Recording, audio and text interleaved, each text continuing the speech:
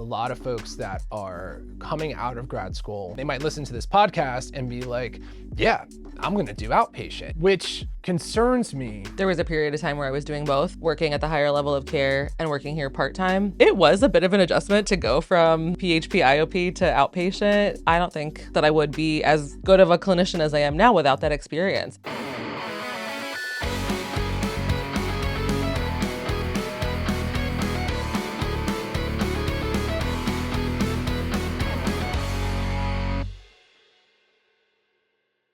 What's up, guys? Welcome to the 4th episode of the Blueprint Podcast, brought to you by the folks of Blueprint Mental Health.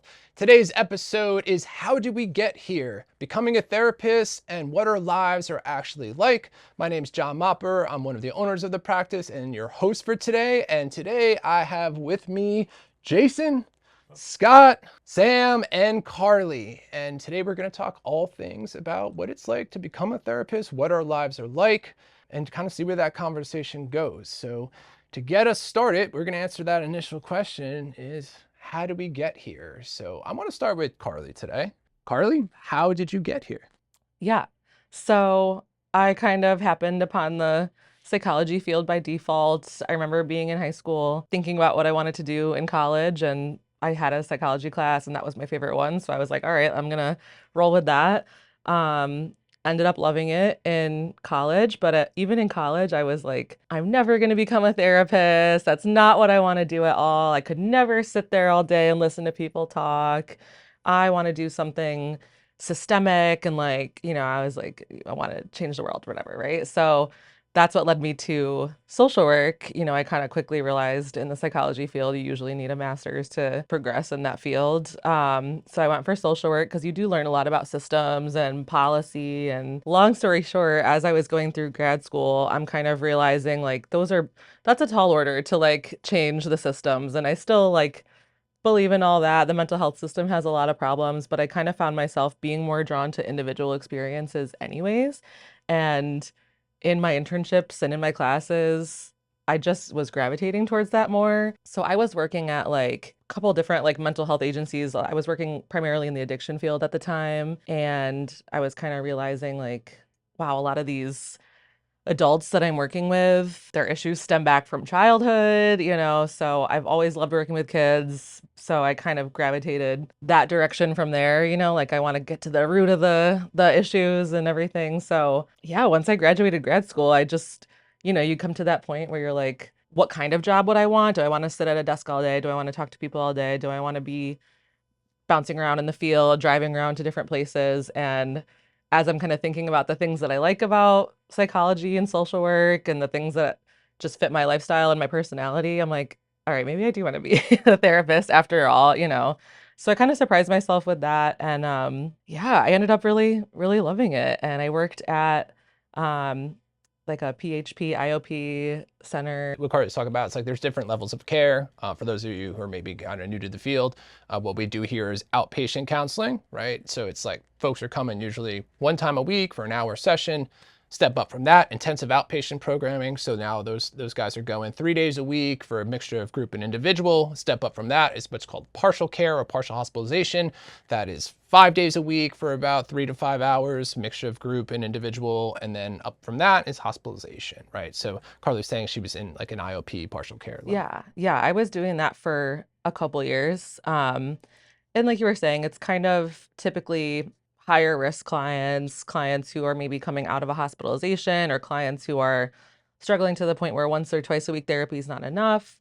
And I loved working with those clients. But again, I had some just feelings about the mental health system and honestly, how it does a disservice to a lot of clients. So I remember thinking I love this field and I love working with my clients and I don't want to grow resentment towards it. I don't want to end up not liking it because the work itself is really cool for me, but the job was burning me out. So that's how I found Blueprint, search around local private practices. And it's really cool because I feel like I get to do the work that I enjoy doing without some of the unnecessary stressors. And I've been here 3 years now. Yeah.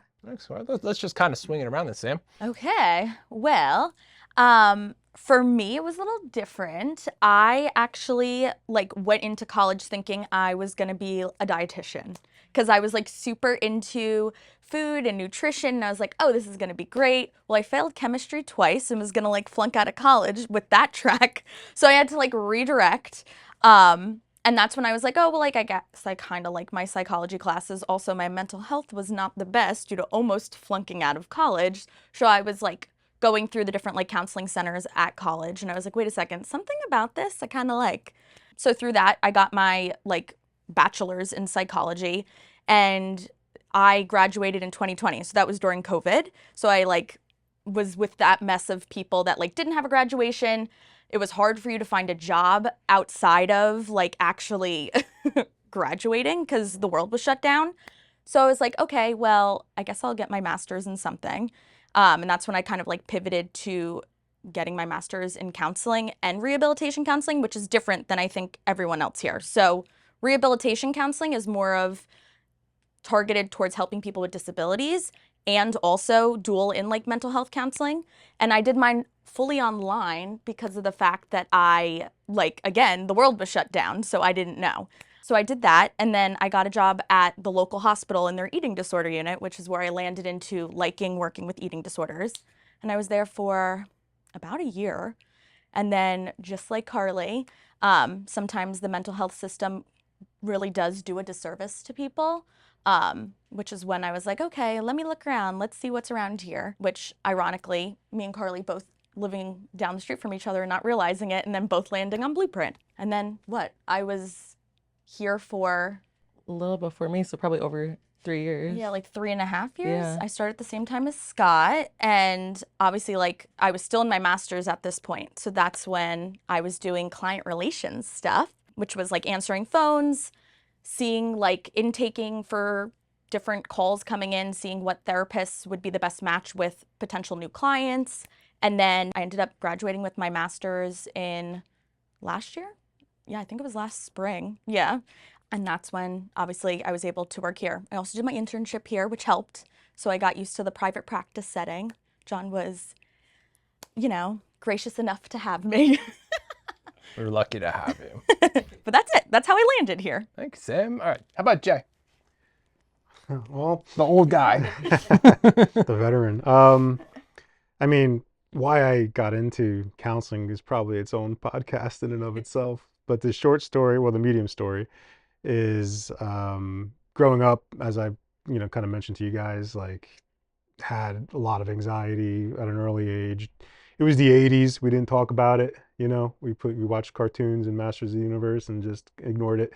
Parents didn't understand it. And it kind of waxed and waned into my teenagers. In high school, it got better, and then in college, it got worse. And then sprinkled on top of that, when I was 19, I got the OCD stuff going on. And again, we had no idea, or I had no idea what it was. I wasn't in treatment for it. I just thought I was losing it. But again, managed it on my own. Was able to kind of get through college and be functional. However, I had no idea what I wanted to do. I had no idea where I wanted to be. Took every different major. Took me 6 years to get my bachelor's. 2 years at a community college, and then reset 4 years in Arizona, which was awesome. But I really had no idea. I think one semester I took like 3 credits and just, hung out. So really had no idea where I was going with it, but I knew I wanted meaning. And then I started kind of my own counseling process just to kind of explore that career counseling kind of stuff, because everything else was kind of in remission at the time. And I was like, all right, I kind of like this. And then I realized, having dealt with anxiety in different ways most of my life, it's a very isolating experience, right? I mean, with my friends and hanging out and doing all the things, still feeling completely alone and isolated when you're in your head. It's a weird experience and it's hard. And I kind of realized, I kind of want to be with my people. I want to get into counseling and kind of help people through that as I kind of started to help myself. And I think that's what pointed me in a direction away from like business or marketing or, I was thinking about graphic design for a while, but no, that kind of led me towards exploring mental health. Then it's just been a road of doing different things, starting off in partial cares and chronically persistent mentally ill adults, to working in a high school for a long time with students and families, dabbling in private practice since 2008 until I landed here in 2019, and I haven't looked back. Thanks, Jay. Yeah, man. Mr. Scott. Sure. Yeah. Yeah. I might go for the long version of the story here. If Yeah, we, go if we got for some it. Let's settle time, in. you know. Yeah, time So we have. I have a little bit of a different path than all of you guys have talked about so far, which I think all of you guys know, but I have no formal training in psychology. I have even a minimal interest in psychology itself, right? Which might sound a little scandalous, I guess, but allow me to explain. Before I got here, I had a whole former life in the television and entertainment industries. I've always kind of had that like creative inclination to me ever since I was a kid, whether it was writing, drawing, music. I grew up playing in like hardcore punk and heavy metal bands. And I always kind of saw myself doing something along those lines, which led me into the television industry ultimately. I was a location scout, I was an associate producer. I did really a little bit of everything. And I think looking back, what I realized, what I was kind of seeking out from that was a sense of novelty, a sense of adventure, a sense of something that was in a regular career path. I think the idea of putting on a suit, sitting in a cubicle was very just kind of like unappealing to me. I wanted to do something different. Realistically, I wanted to be able to wear jeans and a t-shirt to work, that all kind of aligned with that path. I wound up interning at like MTV for a while. I got involved with some local reality shows here in the area that were filming at the time, and really just kind of stayed on that train like all the way through my 20s. That took me out to a place called Chicago, Illinois, where I spent several years working for shows that most people have probably heard of, very much household names. And over time, I realized I was very invested in that life, working like anywhere from 12 to 16 hours a day for 6 to 7 day weeks. It was very rare that I had a full weekend off to recover and kind of do the things that people need to do, like shop for groceries and hang out with friends and see family and stuff. And it was really great when I was younger. And as I started to get a little older, I started to feel like something was a little missing from that life. I was around a lot of people who were maybe a little on the workaholic side of things, where that lifestyle suited them. And as I kind of changed and grew as a person, I started to really question if that lifestyle was for me and what I wanted kind of moving forward. I did not want my boss's jobs at all, and I find myself kind of stuck between a rock and a hard place of like, I don't necessarily want to do better with this because it just means more of what I'm already like not digging so much, and that was a sensation that I now know is burnout, that like what you're doing is not getting the kind of rewards, that you're maybe hoping for, and that kind of like overall emotional exhaustion, right? And I've always been the kind of person who's like a huge reader, been a bookworm since I was a little kid, still am. And at that point is when like my interest in like psychology, like self-help type of stuff started to emerge. And I think I read half the psychology aisle of Barnes and Noble just like on my own. It was also a time when I became friends, with a guy named Dr. John Duffy out in Chicago, shout out. He was the staff psychologist of the show that I worked on, and we would collaborate on segments together a lot, and I got to know him just as a friend. And that gave me kind of like it kind of broke the fourth wall on what this field was like. I had a very kind of negative assumption about, people in this field for whatever reason, just irrationally. And seeing that fourth wall really kind of helped kind of like spark an interest, and it was kind of through that friendship that was like, oh, like maybe there's something to this stuff. I remember there was a particular segment we filmed down in Disney World, and Dr. Duffy was with us. And what we wanted to accomplish was we were working with this woman who had a severe phobia of like costume characters, so like Tweety I don't Bird, mean to Woody laugh. It's kind of Woodpecker, funny, though. And ideally, like the executive producer wanted this shot of like this woman like skipping down the promenade with like holding hands with Woody Woodpecker, right? And I'm thinking to myself, like how on earth are we gonna get this shot? Like this is like a pretty like severe kind of phobia. Like there's no way this is happening, So we consulted with John, and we're like, what do you think? Is it going to take, weeks, months, like to be able to do this? He's like, give me a couple hours, give me like 4 hours with her. We'll be good. We're like, nah, like no way, how's this going to go, And then sure enough, fast forward a couple of hours, we're getting the shot of this woman skipping down the promenade with Woody Woodpecker, and it's like, huh.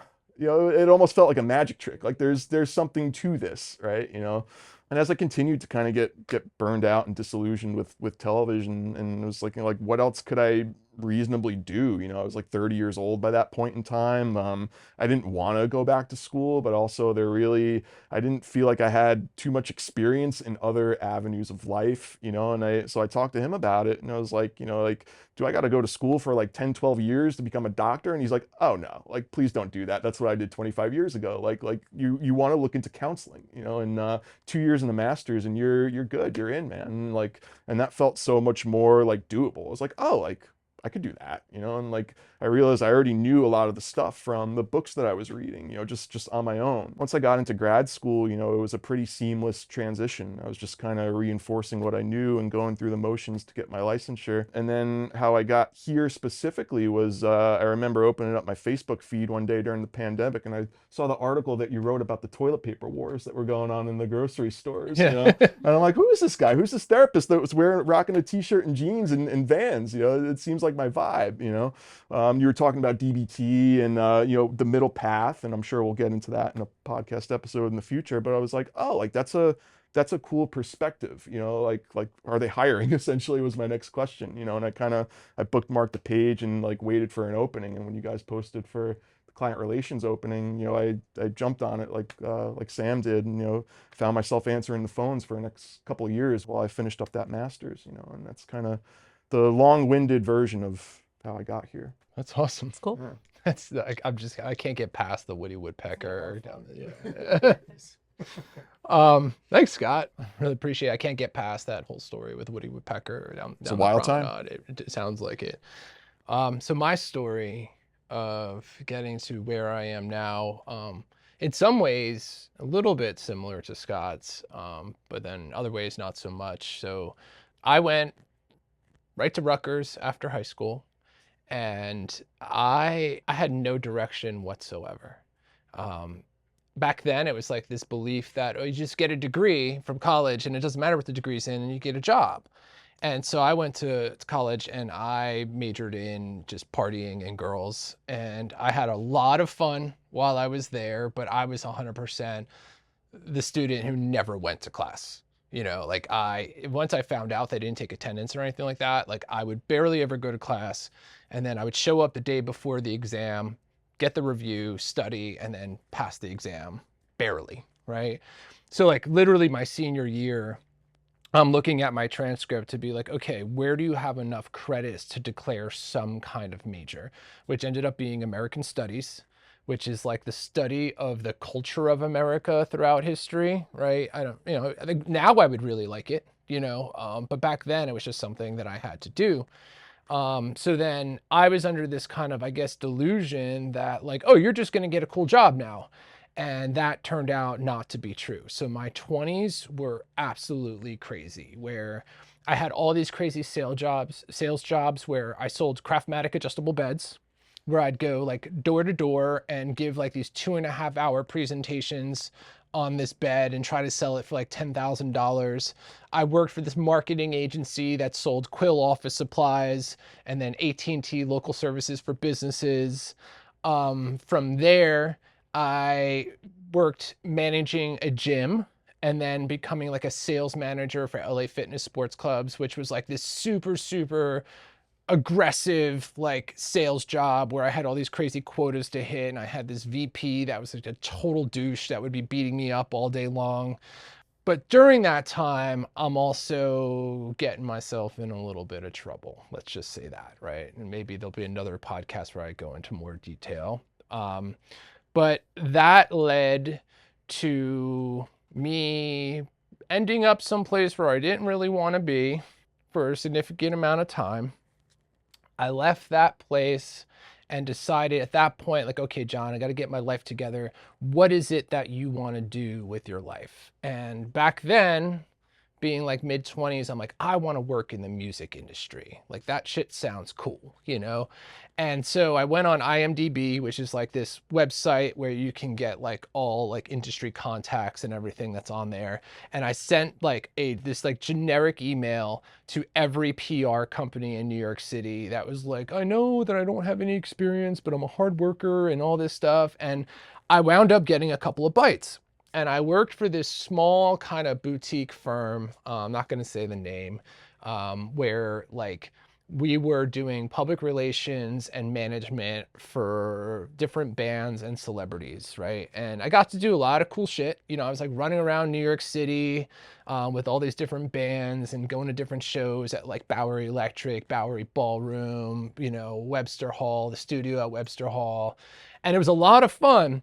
But like it definitely wasn't going to be a career for me. Like there'd be some weeks where my boss would be like, so John, do you think you deserve to get paid this week? You know, like literally like I wasn't making enough money to like live basically. So I wound up leaving there. And at that point now I'm 29 years old. I moved back to my parents' house. Okay. I have no job. I'm like tapped out of unemployment. At the time, didn't have a car or a driver's license. And I was literally like, just like, what am I going to do with my life? You know? And my mom was a therapist, and my friends always used to kind of come to me to ask for advice and whatnot. And so I was like, you know what? Maybe I'll go be a therapist, right? Like, so I'd love to be able to say like, oh man, I was passionate about this and I had all these experiences that led me to the field. Like, no, that definitely wasn't it. It was like literally like shame driven at that point, that I'm like this loser 30-year-old dude that has no direction in his life and I need to do something, you know? So I decided first to go take a couple of undergrad courses in psychology to see like, okay, like let me get my feet wet. You haven't been in school in like 10 years. Let's see if you actually really like this. And I took these two courses, both with the same professor, Dr. Fanta Ousakis, who was this wonderful Greek woman. And the two courses were adolescent psychology and the psychology of the self and others. And that class, the psychology of the self and others, was fucking awesome. We read like all these different like self-help books, like John Miguel Ruiz and like The Four Agreements and Deepak Chopra's Seven Spiritual Laws of Success. And like, we like had like, you know, like I never read books like that before. I never thought about things like that before in my life, you know? And I remember, man, our final assignment, we had to do like this vision board, right? Which was like this, you know, big three-folded, like kind of billboard kind of thing. And we had to like do like a collage where we cut out like where we came from and then where we are and where we're going and everything. And I remember I stayed up like till like 3 o'clock in the morning. I got like heavy into doing this thing, you know?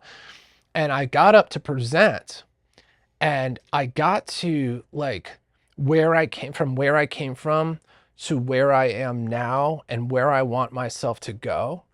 And like, I literally like broke down in tears in front of my whole class. Like I couldn't get through it actually. And like, I remember leaving and going to the bathroom and like hiding in the bathroom for the rest of that class until it was over. And then I had been taking the train with a buddy who was in the class with me, who was like another like dude, you know? And so we both get on the train after this happens and we're both sitting there quiet, you know, and he's like being mindful of like, you know, not wanting to like poke me at all, you know, but he turned to me, dude, and he was like, yo man, like that was really awesome, you know, like you did a really nice job with that. And something just kind of awakened in me. And I decided then to go to grad school to take the route of being for counseling, clinical mental health counseling. And I went to Kane out of convenience, and Kane had an awesome program at the time. And I heard it's even better now, you know, it's got things from Kane as well. And at first, so I'm thinking, okay, I'm good. Like, I'm just going to get into this graduate program and start going. And I started taking the 3 initial classes. Then all of a sudden they were like, hey dude, we're not going to let you into the program because your grades suck so bad from Rutgers. And so the director of the program at the time was this guy, Dr. Mascari, who has since passed. He had impacted a lot of people's lives, but he brought me to go meet with the dean, and he advocated for me. And he's like, listen, this dude, he's like, that was 10 years ago. I believe in this guy. I want you to give him a chance. And the dean said, okay, listen, if you can get an A in your first 3 core courses, I will let you into the program. So I did that. And this time around in grad school, like where I wasn't maybe passionate about it at first, I quickly became very, very passionate about it. And I wound up graduating from Kane with a 3.986 GPA. I got 1 A minus in all of my classes. And during the time that I was working, going to school at Kane, I got a job at a higher level of care, similar to Carly's. This place here called Gen Psych, as a mental health technician. So I would get to like hang out with all the kids, you know, and sit in on groups and whatnot while I was also going to school. And that education was unreal. And from very early on, I knew that my ultimate plan was going to be to open a private practice. I knew that from the get-go. And so I started kind of progressing through Gen Psych, and I got hired on as a clinician. And I also then started kind of growing through more of the business development side of Gen Psych, like, you know, marketing and whatnot, and program development. And I happened to meet my wife, Michelle, working at that job. And we decided to kind of start this practice in 2016 when I got unexpectedly laid off, and I started the practice sooner than I wanted to. I think I mentioned it in a previous podcast. I started this practice literally by renting a walk-in closet in a building like this. I paid $15 an hour to have enough room for 2 chairs to sit across. And I always knew though from back then of like what I wanted this practice to be. Like I really envisioned it down to like what it would look like, what it would smell like. And we always knew that the focus was going to be on offering like super high quality clinical care. Because similar to Carly and Sam, like working at that higher level of care, and I suggest that everybody kind of coming out of grad school does that. I think it's a great way to kind of cut your teeth. But you notice, man, that like things could be better, right? And so you get these really great clinicians that work at this high level of care, but upper management stretches them way too thin. And so what we said was, okay, we're going to take the things that we like about this higher level of care, working as a comprehensive team, meeting for clinical rounds. We're going to take that with us here, but we're going to leave all that other shit and the stupid red tape and the bureaucracy that you kind of have to go through working at that level of care behind. And that's how I ended up here. You know, so started as in a walk-in closet, and then as of today, we have I think 9 clinicians currently in our practice here, all with different specialties. So long road getting to this spot right now, you know. All right, we touched on a little bit of like how we all kind of got here. Also different. Yeah, So cool. like a little bit different, you know. And I think, look, man, like you get a lot of different people that want to be a therapist, right? And I think that, you know, there's times where I was in grad school and I'd look around and be like, oh shit, this is going to be somebody's therapist, you know, like, cause you also get a lot of bad clinicians out there, right? They exist. But I like to think that everyone here we're all really, really good with clinicians, and our intentions are always really, really good. And we really do focus on like that high quality clinical care. But I want to talk about like give folks kind of a peek into like what a day in the life of a therapist kind of looks like, you know, and when you're working at an outpatient level of care. So Carly, you want to go first? Um, I have always been a night owl and not a morning person. So originally, you know, private practice jobs are typically like afternoon, evening hours. Originally, I was like, oh, that kind of sucks. Like, you know, you get home late. But then I realized like that's actually my dream come true because then I get to stay up late, sleep in later. But lately, I have enjoyed like getting up early, doing my own thing, having like a day before my day is really, that's been really good for my mental health, honestly. Like getting to have I'm slow moving in the mornings, you know, as you know, I'm always late to everything, but I'm slow moving in the morning. So I actually love getting to have those slow mornings, and like that's like my little time for mindfulness. And also just I truly don't know how people run normal errands on like a 9 to 5 job. Like, when are you supposed to do that? So getting to like run errands, have doctor's appointments, whatever, without taking time off, it's been really cool. I typically work like 1 to 7, 12 to 8, like type of hours. And, it's just me, my husband, and my dog. So I don't have any kids or anything. So that like works for me. I think it fits my lifestyle right now really well. But I do my own thing in the morning. I come in and I just get the privilege of talking to people all day. I'm a big yapper. I like talking to people all day. So I enjoy it, and I get to, I don't know. What's the Just therapize, I I guess. just get to, yeah. It's a nice, I mean, really the big difference between past jobs and what my life looks like now is flexibility, but also just like ownership over my time. I felt like when I was at a 9 to 5, that was my whole life, was I wake up, go to work, come home so burnt out, I don't even have energy for myself, numb out with reality TV or just go right to bed or whatever, and repeat the next day. And that was so draining. And now I watch reality TV in the morning. It's great. No, but now I have a lot more freedom and ownership over my time, which has been huge. And that was something that was really important to Michelle and I. Yeah. Me and Michelle, actually, excuse me. I had to double check that a second. I wasn't checking my grammar online, right? It's like when you work at that higher level of care and you're doing more of that 9 to 5 kind of gig, you're stretched really, really thin, and you get a caseload that's pretty significant, and it's a larger caseload of folks that need a lot more attention because of the level of care they're at. And so like it was important to us for folks here, like if we're going to offer really high quality care, then I want our clinicians to feel rested and like feel like they can have their own life, and that's why we make that schedule so flexible. So like, for the folks listening, as an out of network outpatient practice, a full-time employee here really only works at most like 25 hours a week, right? And because they're only working 25 hours a week, it allows them to give them that personal attention to the clients that are coming in. Whereas like you'll see in other types of practices or that higher level of care, you're stretched so thin that the quality kind of starts to suffer, Yeah. and that was something that was really important to us, is to be able to like create an environment that people want to stay and like feel like they are supported in that way. And it truly does make a difference in the quality of care. I feel like, I feel like in the times where I was super burnt out, you still have that desire to help and that desire to be present with your clients. But when your tank is on empty, it's like, how can you, And so I feel like with this schedule, this lifestyle, you get to fill up your cup a little bit. It's a little bit easier to fill up your cup. It does matter for sure.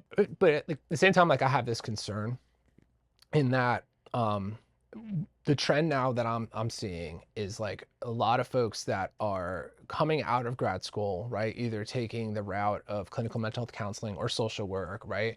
And they might listen to this podcast and be like, yeah, I'm going to do outpatient. And I think it's already happening without the podcast even existing. There's a lot of people like, oh yeah, that's the place to be. You want to be like at an outpatient practice, which concerns me because I feel like working at that higher level of care, as tough as it was, fresh out of grad school, you get such an awesome education because you're dealing with, folks that are struggling a little bit more than someone, at an outpatient level that we're at. You're getting supervision, there's rounds that is happening, there's all of that that's going on. And so then doing that for a couple of years and then stepping into an outpatient practice, like you're a little bit more seasoned. Now here, working at Blueprint, it's different in that we do a lot of the clinical supervision. We do kind of mentor newer clinicians coming up. Like when Sam and Scott were working as client relations reps, they were also sitting in on clinical rounds and you were like kind of being mentored through that process. My concern is that folks are going to come right out of grad school, want to go right to outpatient practice, right? But they're going to go to an outpatient practice that is just about the numbers. And there are a lot of those outpatient practices out there that are just trying to crank through as many sessions as possible, not offering a cohesive team environment. and you're going to wind up now with like a subpar level of care that's going to happen because there isn't going to be that real education that you get from working in the field that you should get from working in the field. Yeah, I Yeah. totally agree. I think there was a period of time where I was doing both. I was working at the higher level of care and working here part-time, but I was supervising my friend at the time, shout out Taylor. So I was working at Blueprint while working there and supervising him. And of course, I'm raving about private practice life. Blueprint's awesome, you know. And he's like, okay, well, I'm about to graduate. Like, should I kind of do that? And I was like, I mean, honestly, yeah, I love it, but I don't think that I would be as good of a clinician as I am now without that experience. I got the education there of different disorders, bipolar disorder, borderline, you know what I mean? Like, you get that hands-on experience there. And it was a bit of an adjustment to go from, you know, PHP, IOP to outpatient. You know, there's definitely a different pace that you go at, a different style. But what I told my friend Taylor was like, get at least a year, you know, at least a year. If you can get a year of experience and a higher level of care, like A, you'll be a better clinician. B, having that on your resume, you can work anywhere. And C, you'll just like learn, you know, you need that time to learn. You know, you can hear things in supervision, you can do your CEUs, and all of that is super valuable, but getting to actually be thrown into it a little bit, and even if it's just like a short internship, Scott, I know you did like some Sure. dabbling Yeah. in that. I think I everybody did it here reverse. I has. started here and went to Yes. higher level. Yeah. But it's valuable. It is. It is. Yeah, that's because I was going to ask God, because I know like when that time came, you know, there was the opportunity to intern here, Yeah. right? And because you're coming out of client relations, and I remember really kind of like pushing to be like, yo, dude, like I think it would be good for you to actually go someplace else Sure. and get that experience there. Like, what was that like for you? Yeah, it was kind of like, well, I wound up doing both. I wound up kind of splitting the difference, doing half here, half over there. And it really kind of helped to shape that 360 view of the field, you know, because I think, you know, starting off here and having this as my only experience, I would have wound up a little more tunnel visions, you know, as to what else is out there, what other kind of conditions, how do people present, you know, and it really gives me, it equipped me with an eye to be able to see, you know, when people come in here, if maybe they do need that higher level of care, you know, what to look for, what does it kind of look like, you know, what kind of behaviors are present, you know. I don't think I could have learned that from a book or learned that from a professor. Like, you really just have to see it and experience it for yourself, you know. There's no other way, you know. And I think kind of going back to what you were saying about like clinicians coming out of grad school, like wanting to get straight into this, you know, I think it's easy to see finishing grad school as the finish line, right? But what I've learned is it's really just the starting line, you know. You go through all that just to get to the beginning, you know, and you still really have to build that experience from scratch. You can learn some of it from your peers, you know, but it's 99% experience and having to do it and putting the reps over and over and over again every day.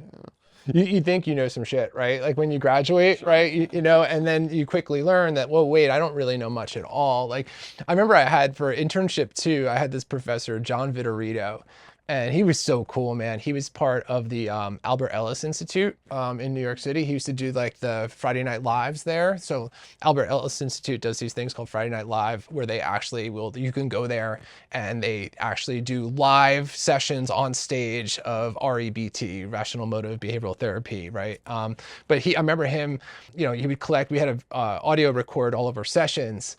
And he said something along the lines of like, trust me, I'm not excited to go home tonight and listen to really shitty therapy, you know, like, because it's the truth that like when you're first starting out, you know, like you really don't have those reps in yet. And just like with anything else, like Scott was saying, like you want to get good at something, you got to get those reps in order to kind of get that radar working, that you be able to pick up things that maybe you wouldn't pick up when you were earlier on in your career. And I like to say, I think pretty much everybody here at this practice has had some higher level of care experience. Sam, you were at the hospital, right? Yeah.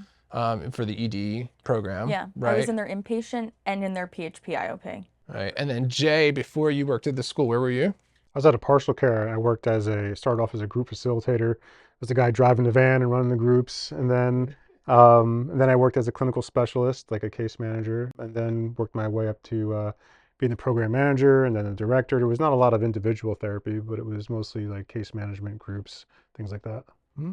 Yeah.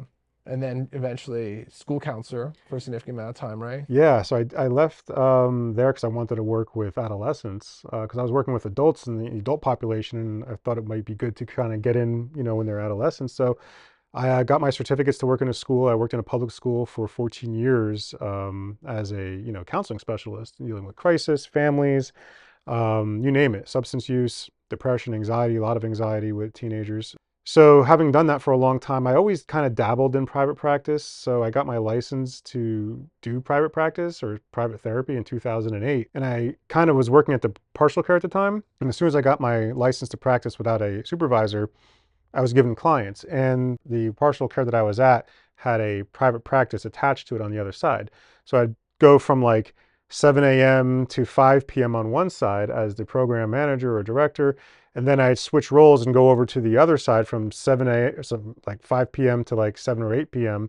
doing counseling. And that was a lot, especially as a new counselor. You could have all the clinical skills, but as a, being in your late 20s or mid 20s, working a full day, you know what I mean? I was also struggling with kind of just being present, in some of those sessions after a long day, because working a partial care can be very mentally exhausting. Because it's a lot of stuff going on. So generally speaking, I think that a lot of people can come out of grad school or even be in the field a few years and have great clinical skills. But for me, I think there's a personal growth that happens as you kind of mature, like a wine. And you grow as a person. Your life changes every decade. I'm not who I was in my 30s, and in my 30s I wasn't who I was in my 20s by any stretch of the means. And I think that's kind of influenced my position as a therapist as well. Going from not having a family to having been married to then having 2 children and kind of living that lifestyle now with the flexibility of being a therapist and making my own hours. The time off in the mornings is much different than it would have been if 15 years ago. And something as simple as like when I worked in the school, it's up at 5 a.m. And like Carly, I'm a night person, tend to be. So getting up at 5 a.m. was rough for 14 years. And I remember like I had to be at the school, which was about an hour and a half away with traffic. I had to be there by 7:10, per our contract. So, mornings were rough and it was a lot to kind of get there. And I remember so many days just coming in with coffee on my shirt, food stains on my pants from eating Dunkin' Donuts in the car and when it's dark out. Um, and something as simple as that, just being able to kind of wake up and ease into my morning, have breakfast with my kids, have a coffee on the patio is a nice way to kind of start the day when you're looking at working with clients, until that night. No, 100%. Because like to clarify, okay, so a full-time clinician here on average 25 hours a week. But to the folks out there listening and that don't know better, that is 25 hours of active work, right? It's not like in an office job where, okay, you put in a 40-hour week, but you have some time that maybe you close your office door and you're like kind of screwing off on your computer or like, chatting with someone next to you. Like that 25 hours is 25 hours in session, right? And being very on and on, present. right? Like, Yeah. I said this the other day, like I don't know anyone else that on any given day, like I'm in 6 hours of in-depth conversation with another person straight, right? 5-minute break in between. And we're talking about heavy stuff a lot of the times, right? And really heavy stuff. And I have to be super, super attentive. And, one of the things that I know the team here knows that I like to do, and, I try to stay mindful of doing it, is like in between every session, before I go downstairs to get my next client, I'll sit down and I'll say to myself, like, okay, look, this might be your 5th client today, your 15th client of the week, but this is the one session that they have with you, right? And it's just kind of grounding myself to bring myself into the room to be really fully present. And so 25 hours on, like at the end of a 6-hour day for me, I'm spent. My dad used to joke with my mom and I and be like, oh, why are you tired? All you do is sit down and talk to people all day. Well, like, yeah, dude, but we're in it. You're actively participating in that session. And so for me, in order to be effective at doing that and be the best version of me showing up in that session, like, okay, let's say my first client starts at 1 o'clock or 2 o'clock in the afternoon. Personally, I'm a morning guy. I'm up at 5. All right, sometimes 4:45, and I love that time. And I have my routine where I get up at 4:45, 5 o'clock. I go downstairs, I make my coffee, and my rule is for the first hour of the day, you don't look at your phone and you just read, right? And so now it's reading for an hour. I finish reading, then it's okay, go get changed, go to the gym. Hour and a half workout.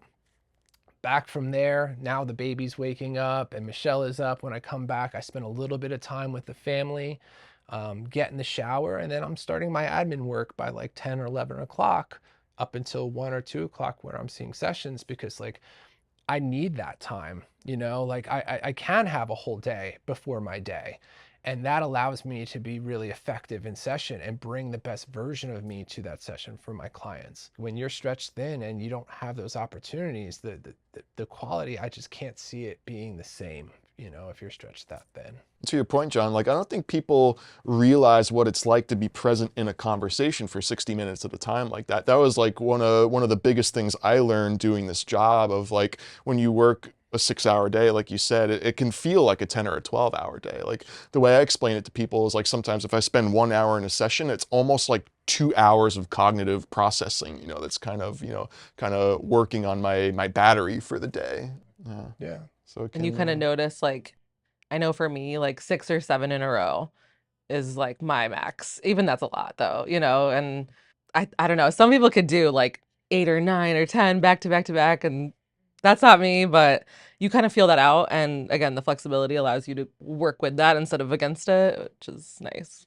Maybe you can do it, right? Maybe I you could could do do it. 8, 9, right? But what does 8, 9, 10 look like then? Right. By the right? end, I'm like Versus, depleted. right. And Yeah. so why does that person who has the 8 p.m. appointment get that version of you when the guy who came in at 2 has his other version? It's not fair to that person coming in that late in the evening, you know?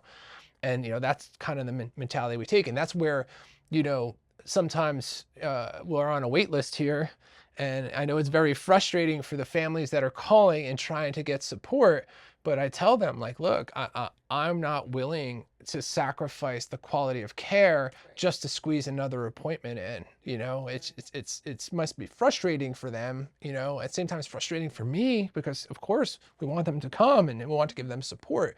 But I'm not willing to sacrifice that quality of care. There's also so many hours in the day, right? So like for me being a child therapist here, I work from about like 3 to 8. Right. So those hours are all after school hours, right? So like usually we're not going to see children at 1 p.m. usually. I mean, there's some times when we will, when a school is willing to collaborate with us so that they can have a room to be able to do therapy. But more times than not, it's really them coming after school. And it's another thing, like an extracurricular.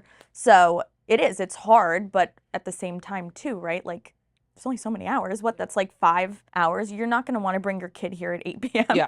I don't want to see your kid at 8 p.m. Yeah, it's too late. It's bedtime. For real. A lot of it's personality driven too, right? I mean, I'm a natural introvert. Like socially, I'm introverted with Really? my friends. Yeah, I'm Like, surprised. Of course you are. I mean, working one-on-one groups have always been harder for me too, running groups for that reason. But one-on-one, I'm pretty good.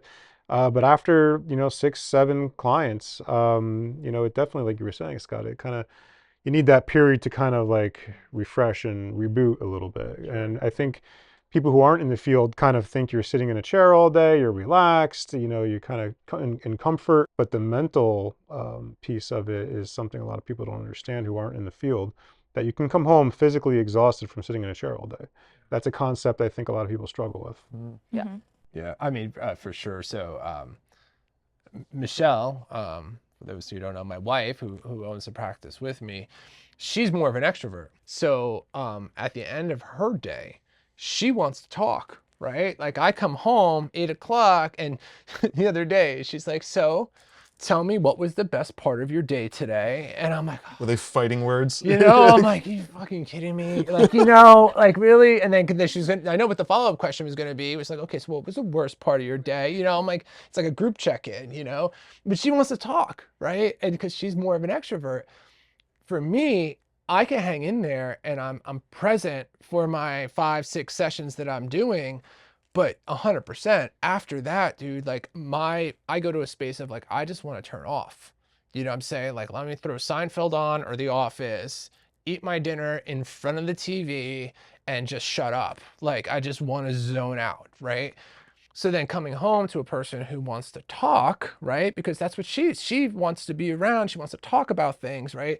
There has to be then like a lot of compromise, right? Like it's me understanding then, okay, just because this is what I want and this is my way, if I'm in a relationship with somebody, there's going to have to be some compromise. So that even if I don't feel like talking some days, I'm going to talk. And then vice versa. Michelle, certain days, like the other night when she asked me, so what was the best part of your day? She saw it all over my face. She's like, okay, we're going to give you a break tonight. You know, like I get it. We'll pick up tomorrow. Yeah. But yeah, Especially with our hours, like you get home 8:30, you're like, I don't know, I'm starting to wind down, you know? So yeah, 100%. I don't know. Sometimes I need to process things by talking about them. Sam and I will have like after work phone calls, like I need to vent about this like thing that happened. And that is helpful. Like that's how I process. But if it gets to be too late, I'm like, I have to have tunnel vision. Like it's bedtime. Like I need to just, put that away for the night.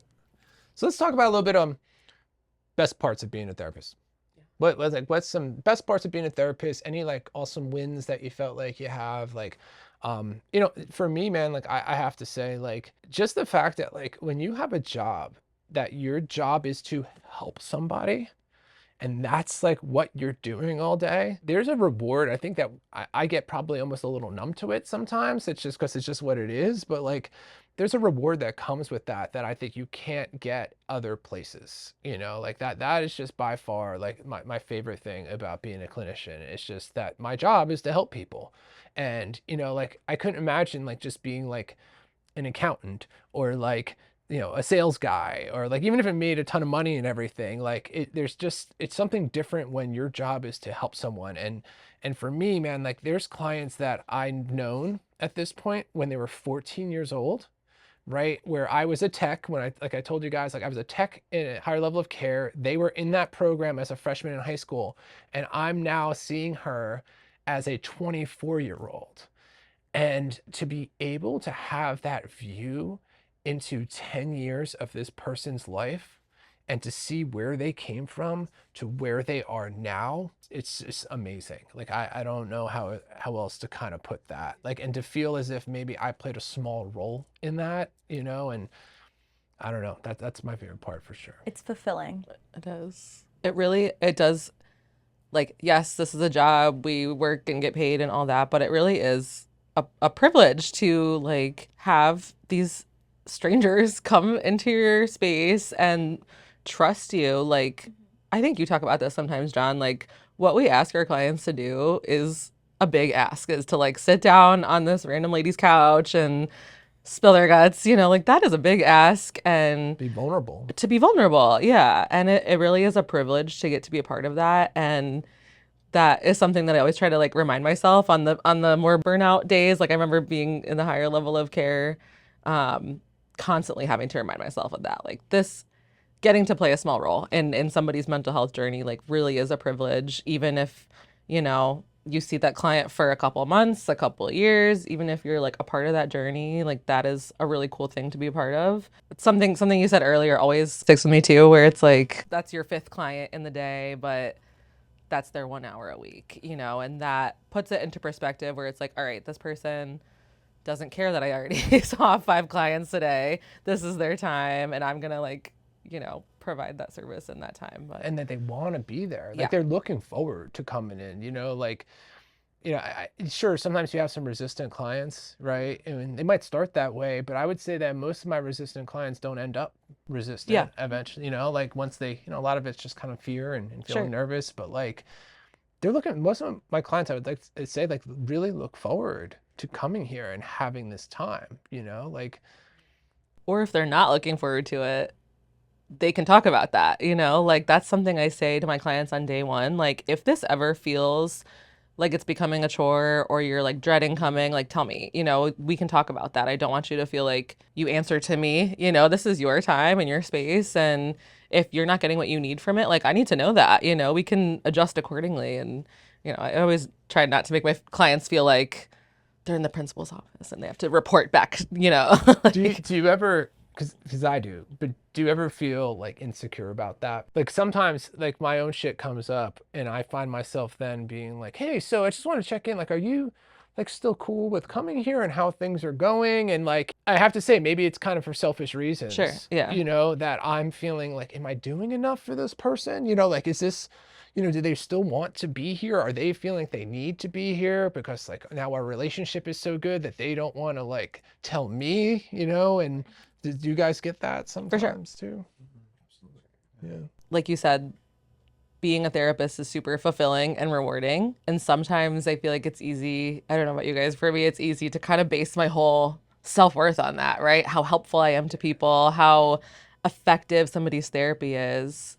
However, at the same time, I always preach to my clients, like, it's really normal to cycle through a couple different therapists before finding a good match. It doesn't mean the therapist did anything wrong. It doesn't mean you did anything wrong.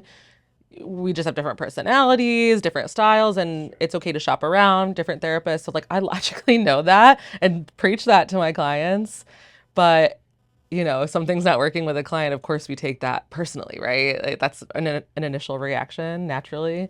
But we have to separate it, you know. I mean, obviously you want to reflect and think, okay, could I have done things differently with that client, or you know, would I change anything looking back? That's a good practice to be in, but sometimes it's really just not a match, and that's okay, you know. And I know that's okay. I tell my clients that's okay, but sometimes we can really get in our heads about it for sure. Yeah, I mean, those are like, you can't help it, even though like if you have a client that you've been working with for 2 or 3 years, once a week, that's coming in and being vulnerable and telling you like stuff they don't tell anybody else, there's a relationship that's formed there. You know, there's a connection. And I think that as a practice, we are a little bit more, I don't know, I don't want to say like, I guess we're more open with our clients than maybe other clinicians might be. You know, there is a little bit more, I like to think of a back and forth here as opposed to being like the blank slate kind of like therapist or psychologist out of a movie or something, you know, like Robin Williams in Good Will Hunting, like sitting there in silence, waiting for the other person to talk. Kind of wish I was like that though. You know? It could be cool, right? But yeah, like there's, you know, these connections are being formed and, you know, I start to actually really care personally. It's not just a job about this person that's sitting across from me. And so to feel as if I'm not helping them, sometimes I have to check a little bit of my own shit for sure. And I think to that, John, like sometimes, like something I've learned is like a lot of times we're just planting seeds, but it doesn't mean we're going to see the, you know, the bloom of that necessarily. And, you know, because a lot of times this work is hard and week to week, we're not going to be seeing much progress or what looks like much progress. Like those sessions are going to be really tough. We're going to be challenging them and they're going to be challenging us back, you know, and we're going to feel stuck. We're going to feel frustrated. We're going to be second guessing ourselves. We're going to be wondering what we can do differently. And that's part of that process and the impact it kind of has for us. And then a couple times I've been really surprised where I feel that way with a client for a while, you know, and then it comes time to let them go for whatever reason. And they'll share like all this growth and insight that they've had. And it's the first time I'm hearing it back and I'm like, really? Like, that's awesome. Like I was expecting to kind of get reamed for being a bad therapist, you know, and the opposite happens, you know, or like this one time a parent pulled me aside, you know, and it was a client who I very much enjoyed working with and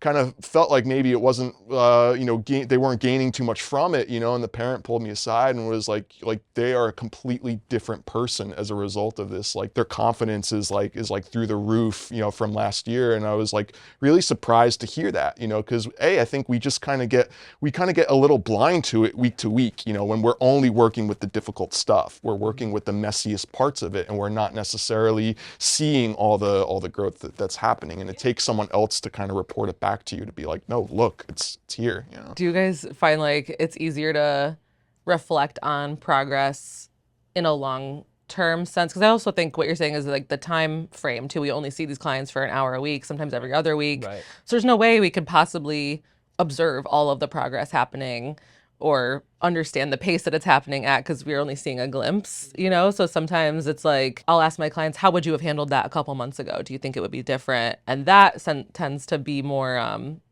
tangible progress, right? Where it's like long term. Because I agree with what both of you guys are talking about here. Like we're planting seeds. Yeah. Right. And yeah, we're with them 1 hour out of the entire week. Like, who the fuck am I to think that like I'm going to have this huge impact in this moment? And I think sometimes some folks coming in or parents bringing their kids in sometimes have maybe a misconception of like what this is. It's kind of like, oh, fix my kid. And they're not hitting on these things that we came here to work on like within, a few weeks. But going back to that client that I was talking about that I've known now for 10 years, she recently went through a traumatic event in her life. She and her mother both went through this kind of traumatic event. And her mom went to see a therapist, right? Didn't see a therapist before that. And the mom says to her therapist, and she says, I don't get it. My daughter is handling this so much better than I am. I don't understand. And the therapist was like, well, that's because your daughter has had 10 years worth of therapy, and yeah, you're planting all these little seeds. I tell my clients all the time, like, you might feel like you're 2 steps behind other folks that don't need therapy, but by being here, you're going to come out of this a couple of steps ahead of everybody else in that your level of self-awareness, or the idea of just thinking about your own thinking and thinking about your own feelings and communicating these things are not things that are taught anywhere else unless you go to see a therapist or unless you have a parent that takes that route with their kid, So 100%, I agree. Any other like highs? Yeah, you were gonna say something. No, Sam. I was gonna say I actually recently had an interesting client win. Well, I actually had 2 within this past week. I don't know what's in the air. With one of them, it was a client that I had been seeing since internship, and she was going to college, and so it was our last session together before she went away to college, and we were like talking about, okay, well, like, how can we plan if anxiety happens, and what do we do in this situation, and like just reflecting on the work we've done. And when she came in, she was actively had an eating disorder. Now she is in ED recovery, has ability to be able to cope with anything that comes up surrounding it. And obviously there's like ups and downs with ED. So it's like understandable if relapse happens. And also her going away right now, she is really capable and able to cope with different things that may come up. And then also it's almost sad, like, seeing her leaving. I was like, oh, it's like a baby bird flying away from the nest. I never know. Do I go in for the hug? Do I like? Is it? It was so pound? awkward. That just kind of, I was like going at her lead. So that was like one positive experience. Then last night, I actually had a really like good session where I've been like starting to do ERP work with the help of Jason, who is my supervisor, with one of my clients, and she like brought in a food that had previously been a fear food of hers because of it, like she has emetophobia, so the fear of throwing up, and she like was able to take a couple of bites of that Dunkin' Donuts egg bite, and like how proud she was afterwards and how proud her parents were after was just so fulfilling as a therapist that she was able to get there, versus before it was like absolutely not, never gonna touch that, would rather do anything other than that. But her even being able to repeat back to me, like, I was able to work through this distressing moment by doing X, Y, and Z. And it's like, oh, so I'm actually teaching you something. That's amazing. That's awesome. Yeah. How about the boys? What was the question? Typical. We talk about like high points of being a clinician, or any significant wins that kind of stand out. Sure. I think, Sam, to your point, I think sometimes it's like the wins that look small are actually like really huge, you know? I love those little things where it's just something that's really nagging at somebody, and then they're able to just do something they weren't able to do, which is really huge in the OCD community. I have also developed a liking to working with that kind of client too, because that work is full of those moments, when they're able to kind of conceptualize what it actually is, think about it differently, and then kind of choose a different behavior essentially. I wonder who's influencing that like liking for us. I have no idea. And then on the other side of that coin, you get people, you meet them, and then they're in a pretty dark place, and it could be they could be considering maybe some catastrophic things, and you never know how that's going to go or where that's going to go, and you just kind of gotta figure it out in the room, and really kind of take it week to week and figure out what's the right thing for this person, and to kind of to I've seen that journey go to where the sky's clear, and that person finds what they're looking for, with a renewed sense of hope and meaning and direction, and those are really powerful too, because those are some of the darkest seas that we'll sail in this field, and then when those skies clear, it's like some of the most powerful, like feelings of triumph that you can get, and those are always really celebratory moments in the office here, when you can kind of reflect with that client, like looking back to when we started, where are we now versus where were we then, and it's really cool to see. Jay, anything to add? No, I think that Scott, you kind of summarized it pretty wonderfully. It's really kind of seeing those gains. We're not like people who work maybe with their hands, and at the end of the day, they can walk away and say, wow, I built this today. With us, sometimes you don't know what you're building until further down the road. So when you get to see that, I think it's pretty empowering. Yeah, 100%. It's kind of abstract, right? It's not something necessarily super measurable.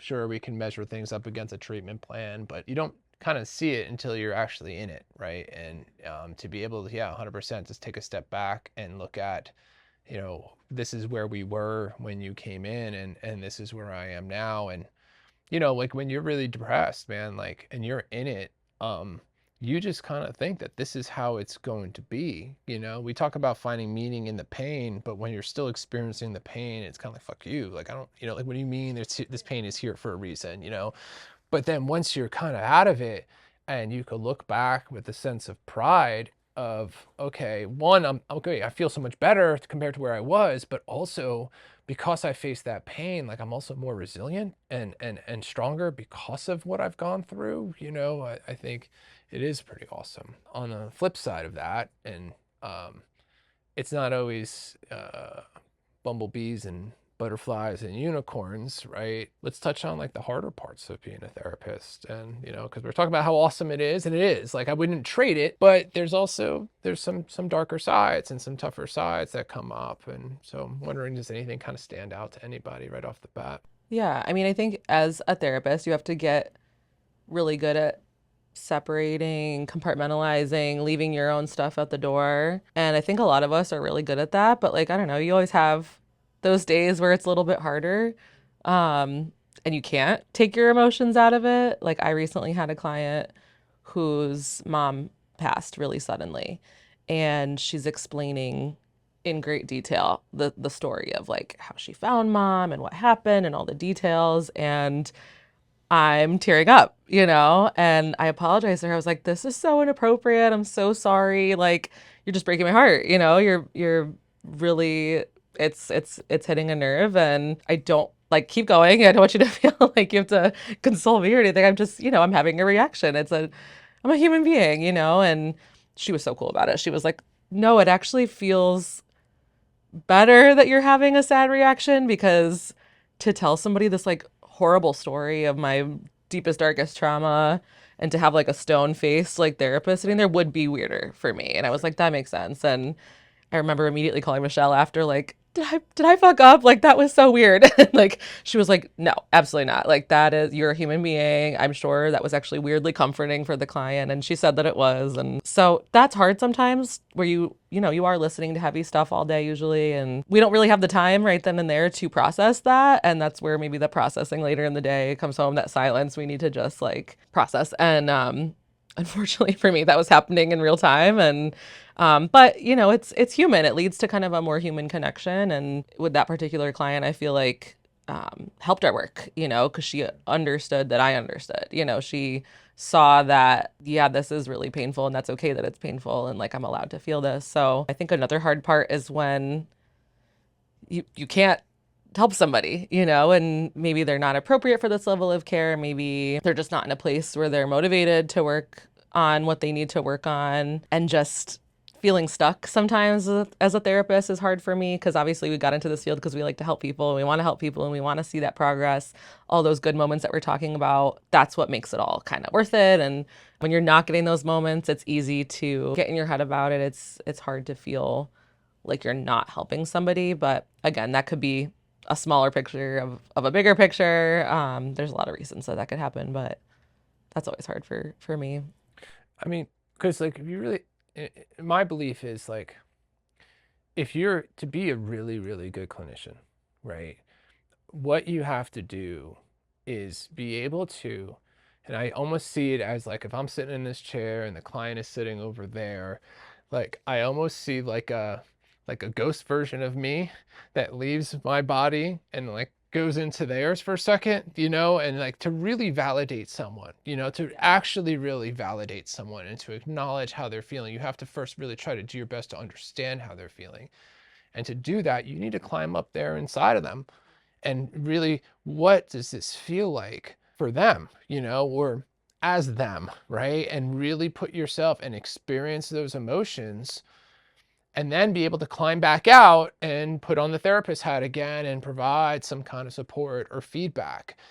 And so doing that all day, and when folks are going through really, really dark moments in their life, if you're doing a really good job, I believe that you're experiencing those feelings and then you're turning them off, right? And then you're going in and experiencing those feelings and you're turning them off. And that's where compassion fatigue comes from, right? When you start taking on the emotions of your clients, and it starts wearing you down. When you have someone that's really going through it and you really care about that person and you feel for them, and then you're going in and feeling as them what their experience is like, and then leaving again. I could say though, like for me, one of the toughest things is, and it's similar to like, I also volunteer as an EMT, right? And, I'm on at times some very traumatic scenes, right? People that are dying there in front of me. And so, you need to dissociate from those things, right? In order to be able to do your job. And then as a therapist, you go in and you're hearing the stories of abuse, rape, suicidality, loss, grief, right? And you're experiencing that, and then you have to turn it off. I sometimes struggle where I think that then sometimes outside of work, there are times in my life where I don't feel things at all, right? That like my emotions, so you dissociate enough times from these feelings that eventually like it's hard to get back into your own feelings sometimes. So like a little bit of a different perspective on what you're talking about there, but like I've noticed a little bit of that for me. Well, yeah, it could be all or nothing like that. I'm either really feeling it and it's heavy, it's weighing heavy on me, or that's too overwhelming. My brain's like, just don't, just don't feel it at all. Right. Until like the video of like, deaf person hears for first time comes on, and it's like, I'm such a sucker. I'm such a sucker for stuff like that. I think we inevitably wind up having to tinker with our own like emotional circuit boards, but we don't realize that we're doing that and we don't know what they're doing. It's like if you opened up your laptop right now and just started playing around with the stuff, it's like we don't know what's going to happen when we turn back on that computer in a way, but it's like that's kind of what we do, but we just have to reflect on our own process and how it's affecting us to be able to realize like, oh, okay, am I dissociating from that when I want to? When do I need to turn it all back on? How do I turn it all back on? What compartment do I need to put this in or that in, or Which I guess is why in grad school they like hounded into us so much. Like therapists need their own therapists. Yeah, for sure. They talked a lot about compassion fatigue in grad school, and I was like, yeah. And then like 2 years into it, I'm like, oh, like that's what that is. That's real. Like that's actually a thing. Wow. Like I experienced a lot of that as a tech and working in the higher level care, because there was no breaks from the clients. You were with them all the time. It's tough stuff. The work can be really hard. It's really, really fulfilling, and at times it's really hard. You're dealing with really serious things, and you are getting a look into people's lives that other people don't get an opportunity to see. It is something that I appreciate about our clinical rounds, because like I said, I tend to process by talking things out. So I know sometimes we use that space to talk things out, and not only just to get clinical feedback, but personal feedback as well. Like a lot of us are always asking the team, like, am I crazy for thinking that? Or like, is this a normal thing to feel? Or I think I might be having a reaction to this like client situation, or am I having transfer? You know what I mean? So I think that is another reason why that is so valuable, that team that we can bounce things off of, because it's easy to kind of feel isolated in that. Yeah. So just even getting to talk about it, or just like get validation or support or feedback from people who are literally at the same job as you and get it is really helpful for me. I think that's why a lot of like you know, we have a comprehensive team here and there is always someone to bounce something off of, right? And then we do it formally, like you said, in rounds. But I think that, you know, for being an individual clinician, you know, renting a space in a building, working by yourself, it's important to like, you know, seek out other therapists to do some kind of peer supervision for that, you know, to have someone else to bounce things off of. So it's not just your perspective. And, you know, like the whole idea of like imposter syndrome comes up a lot. We talk a lot about that of like, you know, like who the hell am I, you know, to be offering any kind of feedback to this person, and, you know, like that can pop up. But just guys, for the sake of time, a couple, let's switch gears a little bit. I want to touch on two last things before we kind of come to a close. Anybody have any just funny stories about being a therapist, or little things that have popped up that you thought was kind of amusing, whether it be work with a client or anything along those lines? I mean, since I work with children mostly, you never know what's going to walk through the door. And I like last time, I think it was last podcast, I talked about how my client decided to name her anxiety butt crack, and we had an entire conversation about her butt crack. But there's like other like personalities of like children that come in here once they do get comfortable with you. Like you really never know. Like there's been times when I've walked in to get clients and they're like jumping on the couch, and I'm like, oh, that's great. John would absolutely kill me if he saw that. But also like in here, there's weird noises you probably hear. I have a client that likes to ribbit through entire sessions. I have heard the ribbits. Yeah. Yeah, or like running down the hallway screaming, I love chicken fingers. I don't know why. That was a good one. I think that oftentimes like funny things that happen with being therapists happen like in your personal life. So for me, like I remember when one of my friends, like newer girlfriends, found out that I was a therapist, and I was like at a party, and she was like, oh, I heard you're a therapist, and then starts dumping her entire life on me. And I'm like, okay, can you like leave me alone? I My just want to favorite finish line. my White Claw. Leave me alone. My favorite line is, I'm off the clock. I'm I'm off the clock. Sorry. I'm like, yeah, it sounds like you should. I can give you some recommendations for some therapists that aren't me. But yeah, that like often happens where like, thank God I moved out of like where our practice is, because like I'd be so nervous going into like ShopRite or Wegmans, and there'd been times when I've had to like run down hallways like or aisles separate so I wouldn't run into people that I saw, and I was like, oh, they didn't see me though. Yep. Yeah, I get now like now that like we do this podcast and we also like have constant commercials that are running on social media, there's people that recognize me, but I don't know them. Right. So now I find myself getting like kind of paranoid out in public. Like, you know, if I'm out, like Michelle and I go out for drinks or something, I'm like, oh my God, am I too drunk in public? Like, what are they going to think? And like, it's kind of nerve wracking, you know, kind of, I guess, you know, as a therapist, you're being held to kind of a higher standard, I guess, maybe. But, you know, I'm capable of being kind of a degenerate from time to time, and I don't want anyone else to notice that, you know, like, or at least see it in action, you know. What about any advice to give anyone watching this that's either thinking about being a therapist or is on the way, maybe in grad school? What's you, Jason? Advice. Say some smart shit now. On the spot, yeah. No. They're a therapist you become. I guess it's really just lean into it. You're going to have some insecurities. You might have some imposter syndrome in the beginning. Probably one of the most rewarding careers you could have. I'll throw it out there. So I would highly, highly, highly recommend after grad school, like one, internships. Where you intern makes a huge difference. Mm-hmm. It really does. Like you need to start getting on your internship super early, because you don't want to be stuck at a place where they just have you answering the phone, right? And you're not getting your clinical hours. You know, like you want to be someplace where like you're actually getting some actual supervision and you're like learning some stuff. Then I would say, following graduating and getting your license, go work at a higher level of care for a year or two. Okay, a higher level of care in this area is going to be like Gen Psych, Princeton House, or Penn Medicine, high focus centers. Because with that, like, look, that job could suck, right? It could. But at the same time, you're going to have a team and you're going to have people to learn from and people, supervisors to bounce things off of. And you're going to see a lot of different types of cases come in that you'll be able to learn from. You'll also then be able to appreciate down the road how good you have it when you do end up at the outpatient level of care, right? When you then decide to go to an outpatient level of care, if you're going to like a practice, a group practice, I would be careful. There's a lot of practices now that are out there. They're usually in network with insurance. Someone owns the practice. They have like 15 or 30 therapists that are working for them. And they present themselves as a team, but really they're just like farming out sessions to whoever's willing to take the appointment, right? And these therapists are usually stretched really, really thin because they're given a whole bunch of clients to see. Many times the therapists don't even know the names of the other therapists that work there. It's not really a comprehensive team. And, like the grass always seems greener on the other side.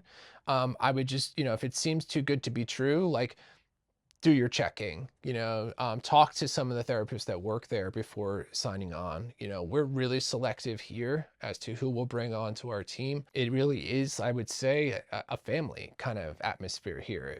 People here generally like each other. And while we have our formal clinical rounds and supervision and clinical advancement, there's always like little side conversations going on, whether it be phone calls after hours or just hanging out in the kitchen talking about clients. Like, you want a real team atmosphere. I guess out of grad school, you want to be able to be part of a team. If down the road you decide to go off and do your own thing and just do like, your own individual practice and you rent a space and cool, before that, you gotta work for a team if you really want to be good at what you're doing. That would be my advice. I would agree with that. I think the higher level of care, you get to see a lot of different mental health disorders, a lot of different types of clients, a lot of different types of families, a lot of different styles of therapy. Like, I know something I appreciated about working at a place like that was like, you learned a little bit of everything, Yeah. Never really an expert in one particular modality, but when you're first starting out, that's really valuable to dip your Sure. toe into a bunch of different ones. Like, you're usually running groups, right? So like, I remember getting to run a DBT group, getting to run substance abuse, like co-occurring disorder groups, because I had that like background in addiction and art therapy. Sure, You get to music dip your toe. therapy. Yeah, you get to dip your toe into a little bit of everything. And even if not every single thing is your thing, it's good to like know about. And whether it's at a higher level of care or if there's some other opportunity to get all that experience, right? I feel like that is probably the main one. Yeah, 100%. Like, working at that higher level of care, I had the opportunity to be part of a DBT adherent team. We got supervision from Behavioral Tech, which is the company that like kind of created DBT, Marshall Linehan. Being part of that DBT adherent team, multifamily group, see what that looks like, so that today I'm not a DBT therapist, but I definitely pull a couple of things that I really liked about DBT that I use in my practice now, for sure. Any parting thoughts?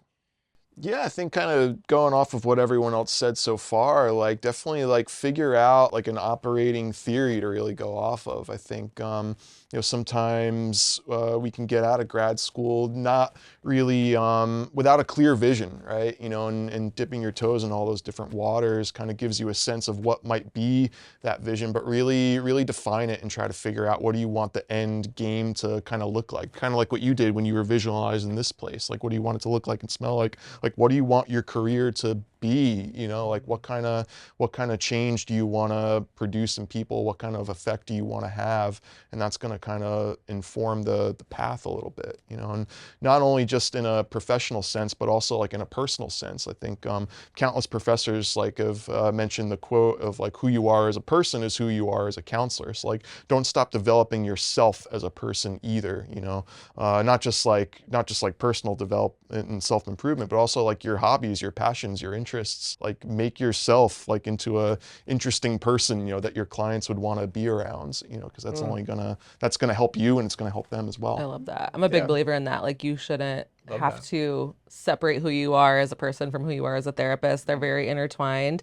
Obviously, you put your therapist hat, your professional hat on, and take it off when you leave. But I can't help but show my personality in session. And I always tell people like that's a strength. Like again, my friend that I supervise, like I was like, yeah, be professional, be a therapist, but you don't have to like change your personality and like who you are, right? In fact, that is like your strength. You know, that's how people will connect to you. That's how people, and even the stuff we were talking about with having emotions and reactions about your clients, that is what I'm a big believer in, that is what makes you a good therapist, right? Because you're 100%.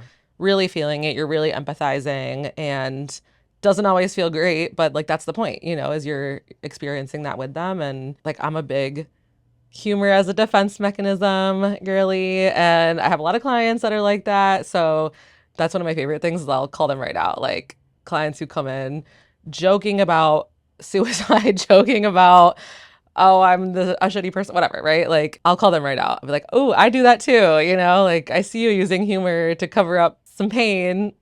I know that game, like let's talk about it, you know. And I think because they see me use humor in session, they know that I know what's going on there and they can relate to me about it. So I don't try to like hide that part of myself, and I think it benefits a lot of my clients who kind of get that too. And I don't know, that's something I've definitely had to learn. You don't have to be like a robot. And wouldn't be acceptable here. To be No, honest with you, like we don't want robots. Because when we hire folks here, that's the number one thing that we look for, right?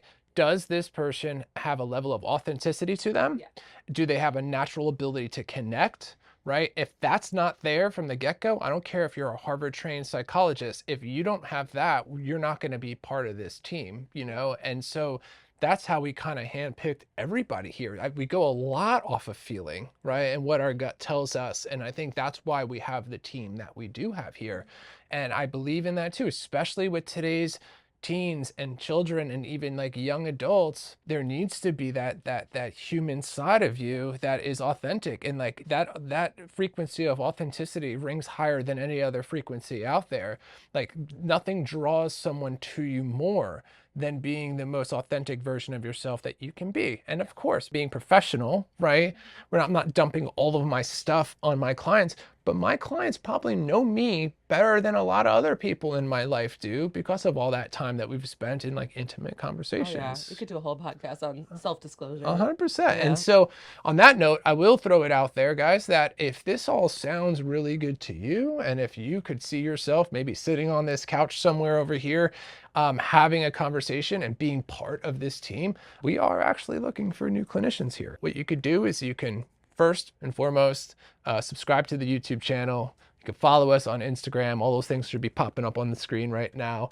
And you can also just shoot us an email if you're interested in working in a place where you are part of a comprehensive team that really does operate like a family. That's focused on doing super high quality clinical work. I think would be a great spot for you. So we'd love to kind of check you out. But on that note, guys, unless anyone has any kind of parting thoughts, everyone's good. I think we're going to wrap up the 4th episode of the Blueprint podcast. I want to thank everyone for joining us. I hope to see you again for the next episode. Have a good one, guys.